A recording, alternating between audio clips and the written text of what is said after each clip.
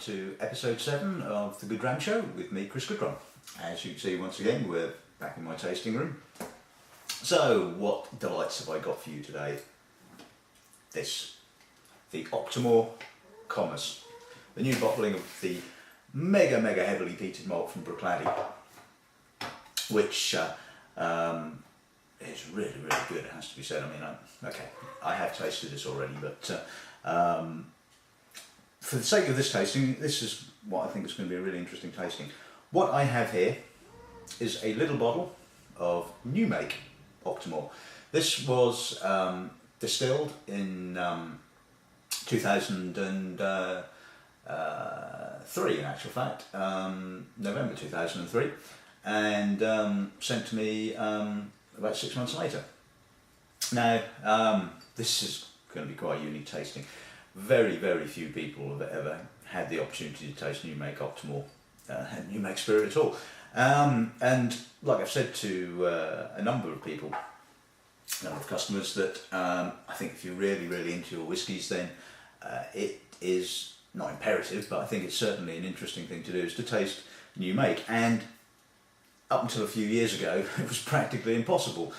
Distilleries didn't release it because, by and large, it's just not ready for drinking. You know, it's completely clear. It's straight off the still. It's had no oak aging. But what it allows you to do is it allows you to see the pure distillery character. You know, no wood flavourings, no nothing, just as it comes off the still. And you know, these days there are a number of bottlings. There's Glengassow. They do a couple of bottlings of their new make and the peated new make. You can get new make Buffalo Trace, called, you know, the White Dog. And the thing about those two particular bottlings is that the spirit has a lovely sweetness to it. I mean, a lot of new make spirit is just going to be pungent, oily, cereally. You know, it's not going to be something you're going to want to drink, you know, because it's just got too many impurities in it. And obviously you put it in oak, and over the course of time these impurities are withdrawn by the oak itself. But I think it gives a really interesting insight into the purity and the real character of the spirit. Okay, so like I was saying, here we have the brand new bottling of Octomore, the Comus, matured for 5 years or thereabouts in ex-Sauternes casks. So, you know, looking at the colour, you can see obvious difference in colour. A lovely sort of golden yellow colour. And so what are we expecting to find with this tasting? Well, obviously, this new make was the very first Octomore that ran off the stills, which was, I think, only peated to about sort of 80, 85, 87 or whatever it was parts per million. I mean, given at the time, you know, that was considerably highly peated. And then along comes this and it's 167 and you're thinking, good grief, all I'm going to get is a mouthful of peat, you know. Maybe it is, but we shall certainly see when we taste it and see whether this is just, you know, a heavily peated peat monster. So let's start off with the new make, obviously.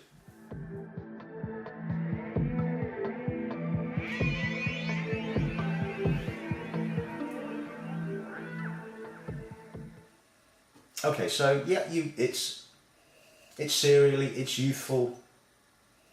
There's a lot of brine, but there's a lot of sweet barley, and the peat is quite sort of medicinally. It's actually sort of, it's got very much a Lefroy character. I think the interesting thing with Octomore is that, having tasted some of the earlier bottlings,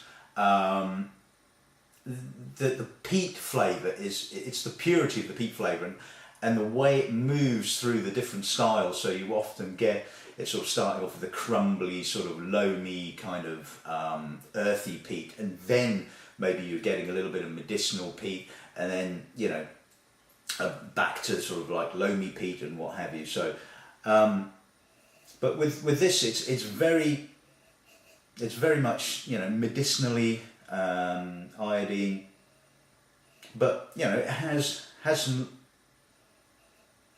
you know, classic sort of crisp Bruichladdich character, you know, and yes, yeah, there's some oils there, which you would obviously expect, and the youthful cereal, but yeah, it's pretty good. Yeah. Right. Okay. Shall we see what this tastes like then?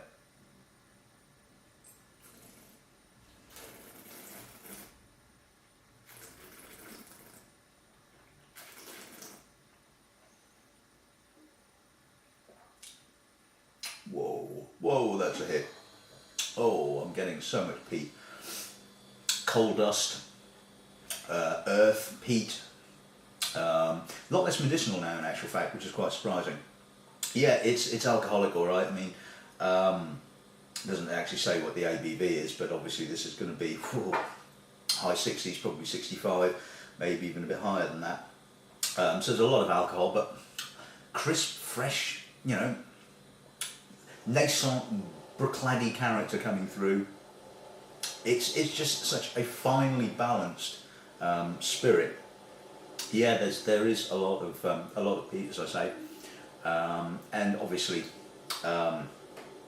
given the high alcohol, it kind of like just goes, you know, into your face kind of thing. So what we need to do is we need to put a little drop of water with this, see what happens. One would imagine that you're going to get a little bit more of the oils and a little bit more of the sort of cereal, and it probably is going to dumb down a bit. So let's try it with a little drop of water.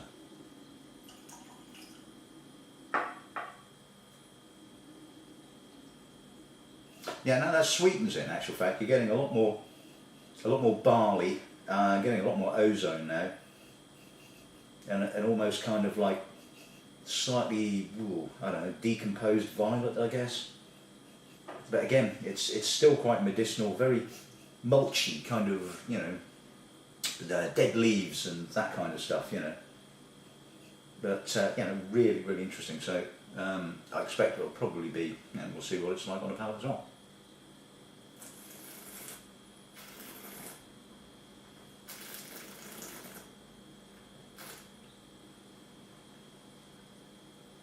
Yeah, again, sweeter, creamier. I'm just getting an absolute riot of vegetation. Oh, some lovely sugary bits now. A little bit of oily cereal. And you could pretty much drink this now, mate. I mean, you know, peated vodka. Why not? You know. Oh, that is good. Very, very dangerously Moorish. Okay, on to Comus. This is the follow-up to the Orpheus bottling of last year, which was finished in red wine casks, and really interesting it was too. So, what do we expect from the nose? Interesting for something so heavily peated. How is it going to work with, you know, a sweet wine cask? I mean, it's obviously going to add some sweetness to it, but you know, it could be good, could be a complete disaster. Should we see? Well, it's certainly not a complete disaster. God, it's dense. I mean, this is one of those noses that I really love. It's kind of almost comes in two parts. You've got this really dense, packed core of honey, obviously sauterne fruit, and then up above it you've got some, you know, classic Bruichladdich, light apple, honeysuckle, a little bit of escaping honey. But do you know what? I mean, you wouldn't know this was 167 parts per million. I mean, yeah, okay. There's some lovely peat, but it is tamed. It's held within the sauternes. It's quite earthy, loamy, little bit of decomposing vegetation there, but it's the density that really gets you on the nose of this. It is really quite. This is good. I really like this. Okay, shall we see what this tastes like then?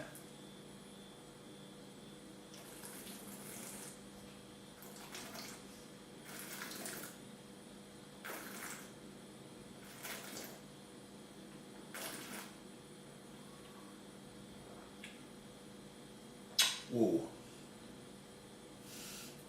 That is like a speeding bullet. That really is. Brief, but speeding. So it kind of opens with lots of fruit. It's a bit of apricot, bit of apple, and then you get the wood notes, and then the peat. I mean, you know, just kind of arrows in. I mean, you've got all sorts of peat flavours going off here. A little bit of medicinal peat, a lot of earthy peat, and it's all played out against this backdrop of Saturn's honeyed fruit. It's given it sort of, you know, a bedrock, should we say. Yeah, okay, it kind of, like I said, it kind of arrows in. It's very short, intense. I mean, the last time I tasted anything quite as intense as that was the George T. Stag, which is also quite, you know, as alcoholic, should we say. I mean, this is 61%. But the aftertaste, I mean, yeah, it kind of like hammers home, and you get a lot up front, but the length is just absolutely gorgeous. Just coal dust and a little bit of creosote, tar maybe, you know, it just goes on and on. So let's see what this does with a little bit of water.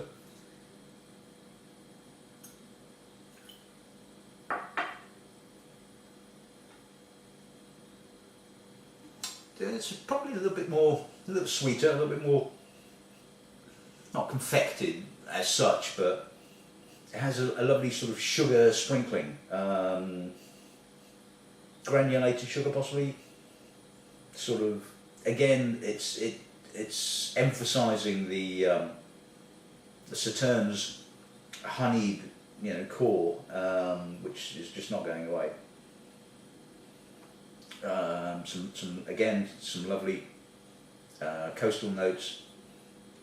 It's pretty briny, you know, it has to be said. It's kind of opening up, and strange enough, actually, the peat has kind of diminished to a certain extent. I mean, yes, it's definitely there. You can still smell the peat, but it's nowhere near as pungent and sort of in your face, I guess. So let's see what it tastes like.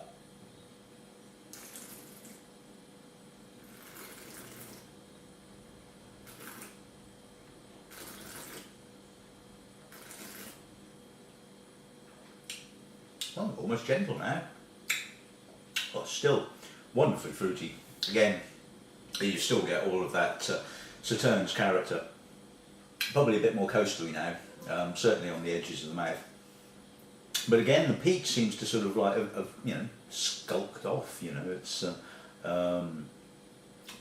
there right on the finish. It's probably not as complex. It's more, dare I say, a homogeneous peat kind of flavour. So that's, in summing up, a wonderful, wonderful peated malt. It's heavily peated, yep, but that peat is just so broad. I mean, there's just so much character and so much complexity within the peat character. But you know, and if you love your Islay malts, if you love your peated malts, then you know you really ought to taste this. I mean, this is the daddy of the peated malts. It's you know, but it's just so elegant as well. It's just got so much going for it, and you know, I love it. What more can you say? So, you know, I really suggest you get hold of yourself a bottle of it. You know, go along to you know, the usual place, Gauntleys.com, and get hold of a bottle for yourself. So, yeah, all it takes for me for now is to basically say thank you for watching. Please go ahead and go and buy one, and you know, till next time.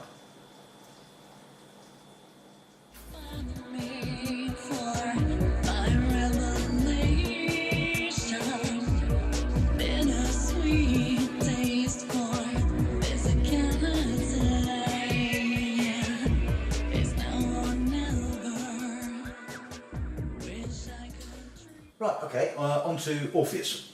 Not Orpheus. Orpheus was the last bloody boy.